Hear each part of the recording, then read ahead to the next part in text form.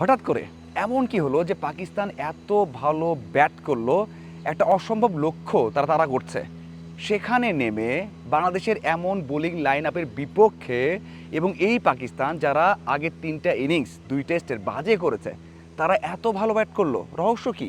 এই প্রশ্ন আসতেই পারে। তারা টেস্ট ক্রিকেটের ইতিহাসে সবচেয়ে বড় যে জয়টা আছে বা বড় রান তাড়া করে 418 রান তাড়া করে জয়ের রেকর্ডটা আছে, সেটাকেও ব্রেক করার চিন্তা করছে। এটা কিভাবে হলো? দেখুন, বেশ কিছু কারণ আছে, আমি কথা বলতে চাই সেসব নিয়ে। প্রথমত উইকেটটা এত ভালো হয়ে গেছে, ব্যাটিং ফ্রেন্ডলি হয়ে গেছে, সেটা আসলে কেউই কল্পনা করেনি। এর অন্যতম কারণ হচ্ছে সূর্য, মানে গরমটাও, যেটা কিনা প্রেস কনফারেন্সে শন টেইট বলেছেন যে এমন ওয়েদার তো হয় না। বৃষ্টি হয়েছে রাতে বা গেল কয়েকদিনই টানা বৃষ্টি হয়েছে এবং মাঝে মাঝে মেঘলা ছিল, কিন্তু আজ সারাদিনই রোদটা ভালো পড়েছে উইকেটের উপর, এবং সেজন্য উইকেটটা অনেক বেশি ব্যাটিং ফ্রেন্ডলি হয়েছে।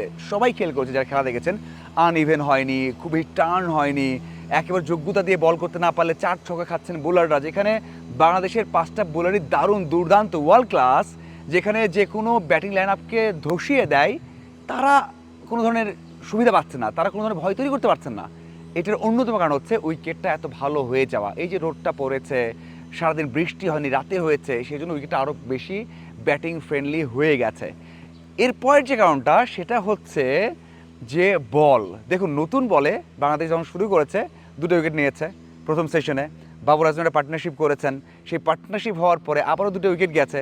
44 ওভারে তারা কিন্তু 5টা উইকেট হারিয়েছে। এরপর তারা কীভাবে এই ম্যাচটাকে নিয়ে যাবে 90 ওভার পর্যন্ত চতুর্থ দিনে, সেটা চিন্তা করা কিন্তু কঠিন ছিল। তারপরেও তারা 44 ওভারের পর বল থেকে সুবিধা পেতে শুরু করেছে। বলটা এতটাই হয়তো বা নরম হয়ে গিয়েছিল, বা যেটা থাকা উচিত সেটা ছিল না, এবং উইকেটটা ব্যাটিং ফ্রেন্ডলি হয়ে গিয়েছিল। এই দুয়ে মিলে ব্যাটাররা যা করছিলেন, রান আসছিল, মানে বলটাকে ফুটবল দেখছিল, যেদিকে চাচ্ছিল বল ঘুরাচ্ছে, তারা খেলতে পারছে, এবং খুব ইজি ছিল। যারা খেলা দেখেছেন তারা বুঝতে পারবেন। এই দুইটা মিলিয়ে বলটা নরম হয়ে যাওয়া, বলটা ওই যে 80 ওভার পর্যন্ত নতুন বল ব্যবহার করা যাবে, একটা বল ব্যবহার করা যায়, 40-এর পর বা 50-এর পর গিয়ে এতটাই ইজি হয়ে গেছে। এই জন্য ওই পার্টনারশিপটা প্রায় 40 ওভার ব্যাট করেছে, 38 ওভার মধ্যে ব্যাট করেছে, তারা 134 রানের পার্টনারশিপ করেছে।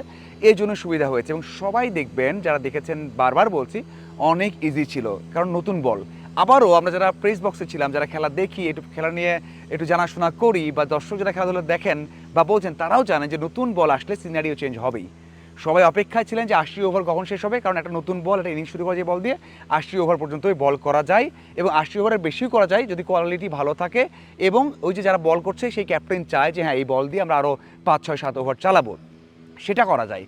এই জন্য নতুন বলে অপেক্ষা ছিল, এবং 80 ওভার পরেই কিন্তু বাংলাদেশ দল নতুন বল নিয়েছে, জানে যে এখন উইকেট পড়বে। এবং শরীফুল যখন বোলিংয়ে এসেছেন, প্রথম 2টা বল কিন্তু খুবই মজা করে পুরন বল দিয়ে করেছেন, তার ওয়ার্ম আপের জন্য হয়তো বা উইকেটে বোঝার জন্য এই জন্য করেছেন। পরে যখন বোলিংয়ে এসেছেন তখনই কিন্তু একটা ভয় তৈরি হয়ে গেছে, এবং আপনি এটা বলতে পারেন যে ভাই, পেসার তো উইকেট নেয়নি। ভাই, নতুন বলটা দেখুন, যেই আউটটা সালমানকে করেছেন তাইজুল, সেই বলটা দেখুন লো হয়েছে একটু, এবং ওই যে নতুন বলের যে সিমটা, সেই সিমটা কিন্তু বাঁকা পড়েছে, এবং সেটা বলটা একবার আনপ্লেয়েবল হয়ে গিয়েছিল, সেই জন্যই কিন্তু উইকেটটা এসেছে। এটাই হচ্ছে নতুন বলের কাজ, আর এই জন্য সবাই অপেক্ষা করে যে কখন 80 ওভার শেষ হবে, নতুন বল নেই, এবং সবাই জানতো যে নতুন বল নিলে ম্যাচ ঘুরে যাবে, এবং সেই কাজটাই কিন্তু হয়েছে।